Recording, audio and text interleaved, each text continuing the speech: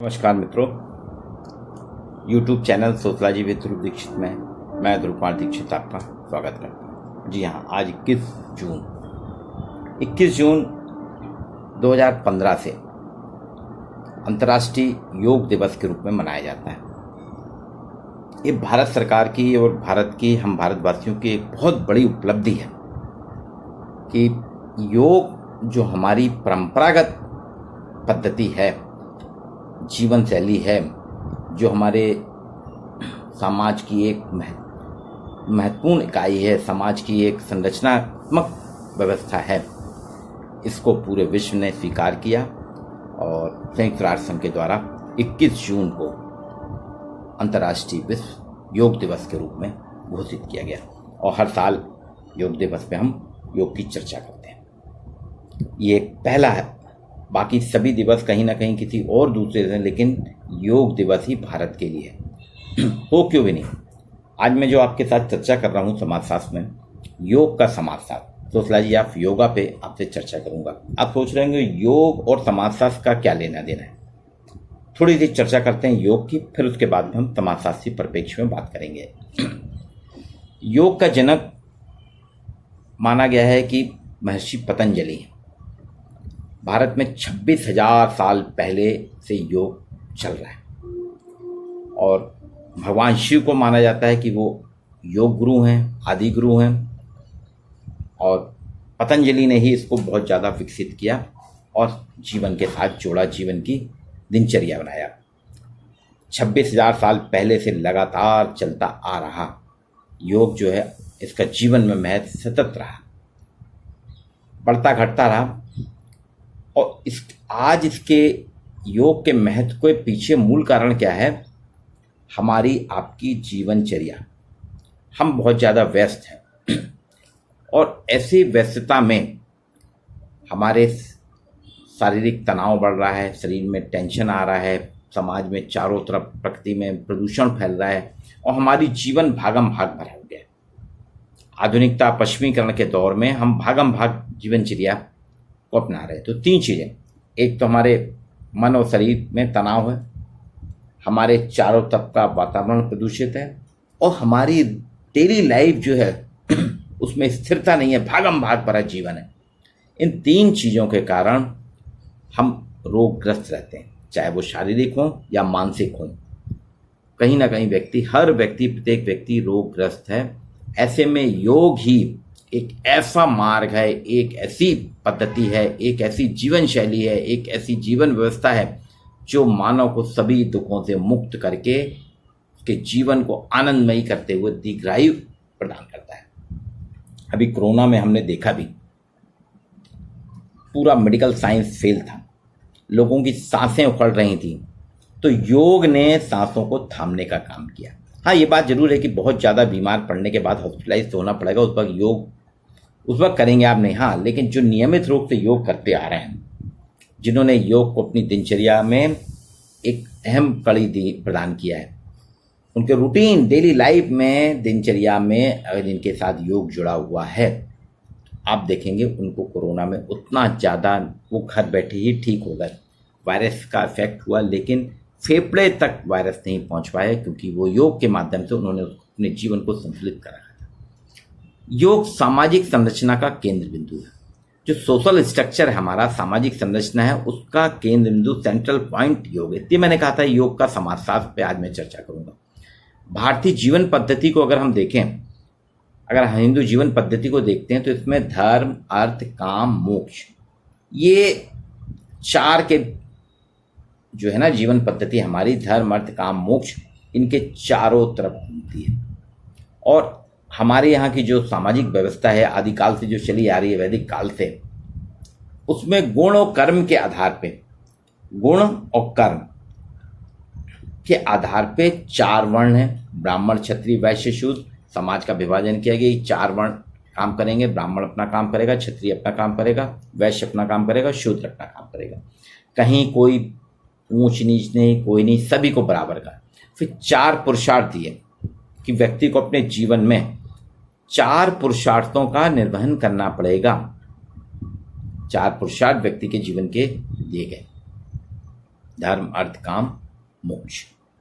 फिर इसके बाद में 4 आश्रम दिए गए, ब्रह्मचर्य आश्रम, गृहस्थ आश्रम, वानप्रस्थ आश्रम, संन्यास आश्रम। 4 वर्ण, 4 पुरुषार्थ और 4 आश्रम। इसके साथ ही हमारी पूरी जीवन व्यवस्था, भारतीय सामाजिक व्यवस्था गुण और कर्म के आधार पर संचालित हो रही है, और इन सभी को एक सूत्र में बांधने का काम योग करता है।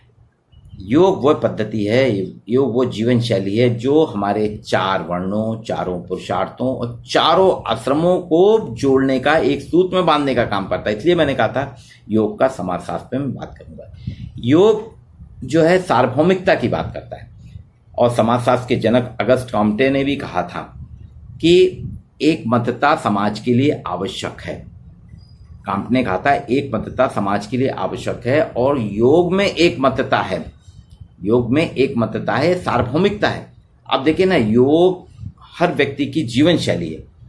जिस तरह से हमारे जीवन के लिए ऑक्सीजन प्राणवायु आवश्यक है, पानी आवश्यक है, जल आवश्यक है, भोजन आवश्यक है, उसी तरह से कहीं ना कहीं किसी न किसी रूप में आप देखेंगे योग भी आवश्यक है। हम कहीं ना कहीं प्रत्यक्ष या अप्रत्यक्ष रूप से योग की विधाएं करते हैं। सैद्धांतिक रूप से योग अलग है, और असैद्धांतिक रूप से आप देखें हर व्यक्ति कहीं ना कहीं योग करता है। हमारे पैदल चलना, घूमना फिरना, काम करना, ये सारी चीज योग से जुड़ी हुई है। इसलिए योग को कहा था ना अगस्ट कॉम्टे ने कि समाज के लिए सार्वभौमिकता आवश्यक है, समाज के लिए एक मतता आवश्यक है, तो वो योग में आती है कि वो एक मत भी है और सार्वभौमिकता भी है। इसी तरह अगस्त कॉम्टे के समकालीन एमाइल दुर्खीम ने सावयवी एकता का सिद्धांत दिया था। उनकी एकता का सिद्धांत है यांत्रिक और सावयवी एकता। सावयवी एकता एक सावयव के समान, शरीर में जैसे हमारा शरीर एक सावयव है, जीव एक सावयव है, और आप देखिए कि सारे अंग प्रत्यंग एक दूसरे के साथ जुड़े रहते हैं और वो एक साथ बांधे रहते हैं और पूरा शरीर संचालित। इसी तरह से योग क्या करता है, योग हमारे सारे शरीर का संचालन करता है, उसमें शरीर को एकता में लाता है, शरीर को जोड़ता है, यूनाइटेड करता है दुर्खीम के आधार पे। अब समाज का अस्तित्व ही व्यक्ति को के अस्तित्व को बनाता है। दुर्खीम ने कहा था समाज जो है, समाज के अस्तित्व को व्यक्ति से बनता है, व्यक्ति जो है समाज को बनाता है और समाज पे आश्रित हो जाता है। अतः योग सामाजिक व्यवस्था को जोड़ता है, योग के माध्यम से सामाजिक व्यवस्था जुड़ती है। एक और समाजशास्त्री की चर्चा करूंगा यहाँ, टालकट पार्सन्स। उनका क्रिया व्यवस्था का सिद्धांत है।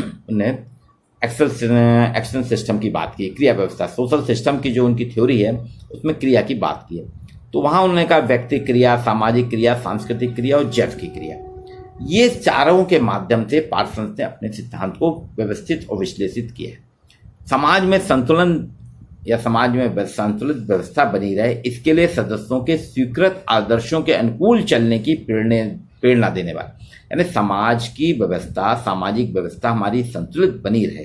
कैसे रहे, इसके लिए पार्सन्स कहते हैं कि समाज की जितनी भी इकाइयां हैं उनको स्वीकृत आदर्श, जो समाज के स्वीकृत मापदंड हैं, आदर्श हैं, उनके अनुकूल चलने की प्रेरणा देने के लिए एक आदर्शात्मक प्रतिमान, आइडियलिस्टिक पैटर्न जो है हर व्यवस्था में होता है, चाहे वो कृषक व्यवस्था हो, चाहे आदिवासी व्यवस्था हो, चाहे सभी समाजों में पार्सन्स कहते हैं समाज एक ऐसी व्यवस्था रहती है, एक आदर्श व्यवस्था रहती है, एक पैटर्न होता है, एक आइडियलिस्टिक पैटर्न होता है, एक वेरिएबल होता है जो हमारे आदर्शों को हमारे अनुकूल चलने की प्रेरणा प्रदान करता है, और हमारे अनुकूल चलने से, आदर्शों के अनुरूप व्यवहार करने से हमारी सामाजिक व्यवस्था में संतुलन बना रहता है। और जब हम अपने आदर्शों के अनुकूल नहीं चलते तो हमारी सामाजिक व्यवस्था अस्थिर होने लगती है।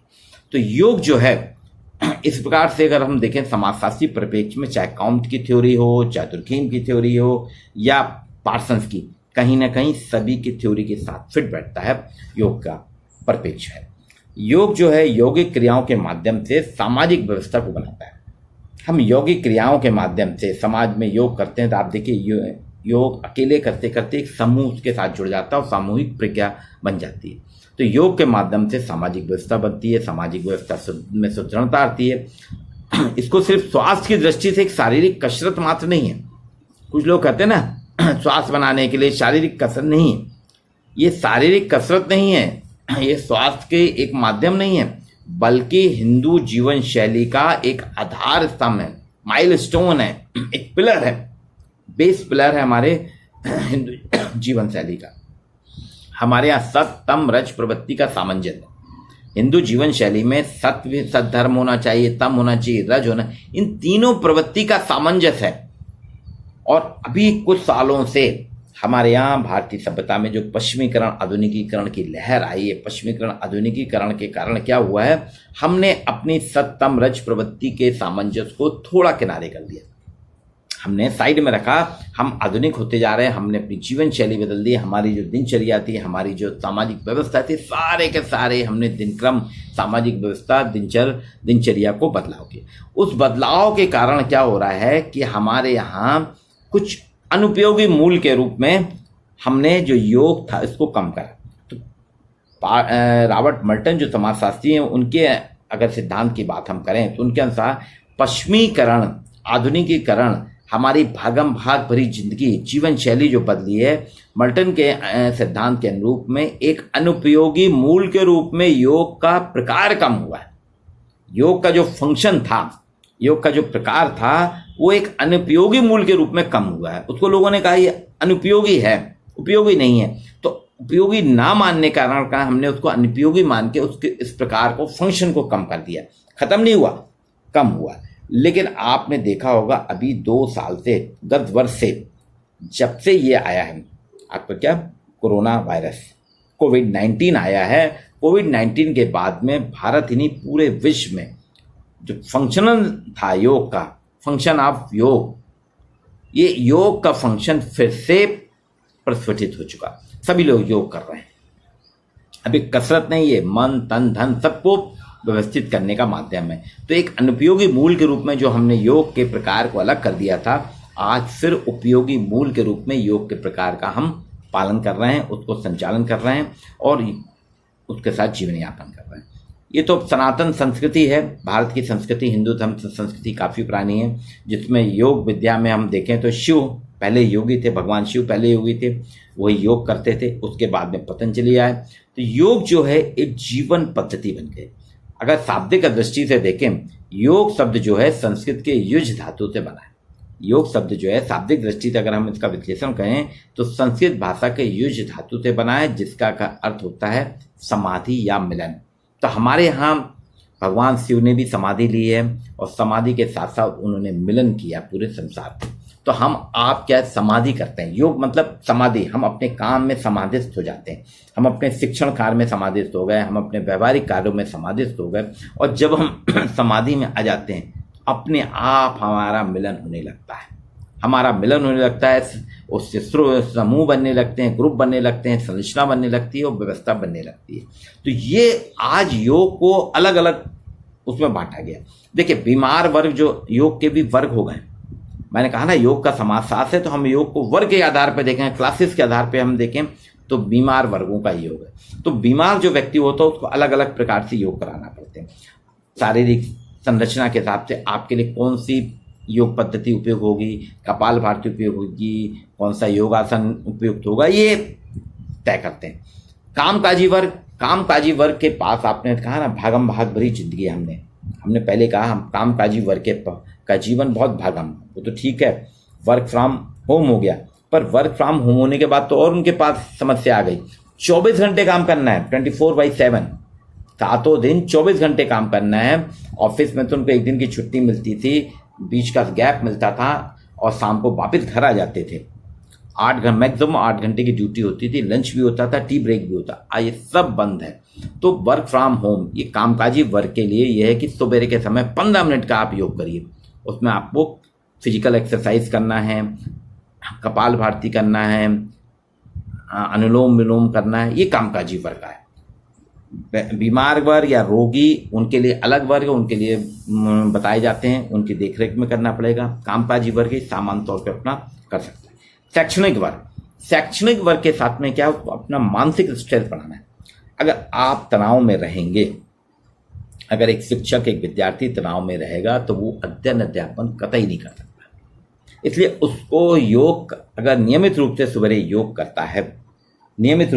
योग करता है, कपाल भाती करता है, अनुलोम विलोम करता है, अपने शरीर सिर्फ 10 मिनट, ज़्यादा नहीं, शैक्षणिक वर्ग अगर 10 मिनट काम करता है तो आप देखेंगे उसका मन प्रफुल्लित हो जाएगा, आनंदित हो जाएगा।